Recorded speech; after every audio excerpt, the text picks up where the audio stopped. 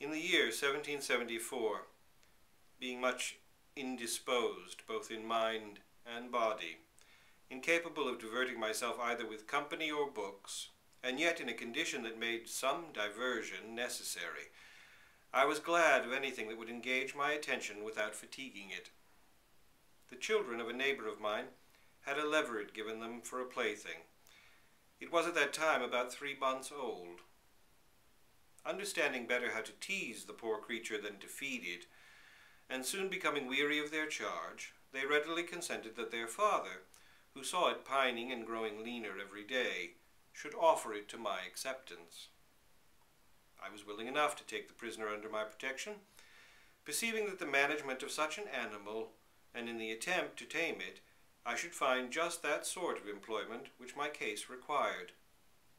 It was soon known among the neighbors that I was pleased with the present, and the consequence was that in a short time I had as many leverets offered to me as would have stocked a paddock. I undertook the care of 3. Puss grew presently familiar, would leap into my lap, raise himself upon his hinder feet, and bite the hair from my temples. He would suffer me to take him up and to carry him about in my arms, and has more than once fallen asleep upon my knee.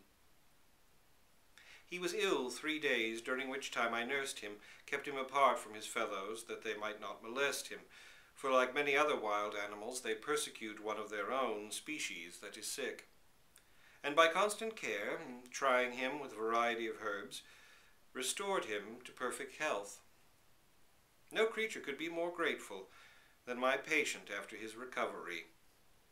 A sentiment which he most significantly expressed by licking my hand, first the back of it and then the palm, then every finger separately, then between all the fingers, as if anxious to leave no part of it unsaluted, a ceremony which he never performed but once again upon a similar occasion.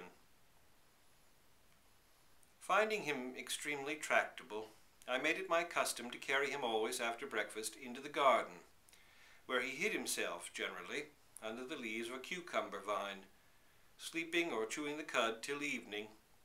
In the leaves also of that vine he found a favorite repast. I had not long habituated him to this taste of liberty, before he began to be impatient for the return of the time when he might enjoy it. He would invite me to the garden by drumming upon my knee, and by a look of such expression as it was not possible to misinterpret. If this rhetoric did not immediately succeed, he would take the skirt of my coat between his teeth and pull at it with all his force. Thus Puss might be said to be perfectly tamed. The shyness of his nature was done away with, and on the whole it was visible by many symptoms which I have not room to enumerate that he was happier in human society than when shut up with his natural companions. Puss is still living, and has just completed his 10th year, discovering no signs of decay, nor even of age, except that he has grown more discreet and less frolicsome than he was.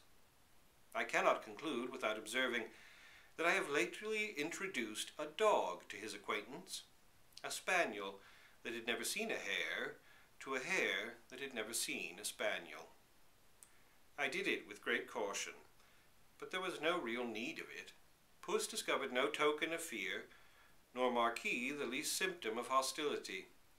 There is, therefore, it should seem, no natural antipathy between dog and hare, but the pursuit of one occasions the flight of the other, and the dog pursues because he is trained to it. They eat bread at the same time, out of the same hand, and are in all respects sociable and friendly.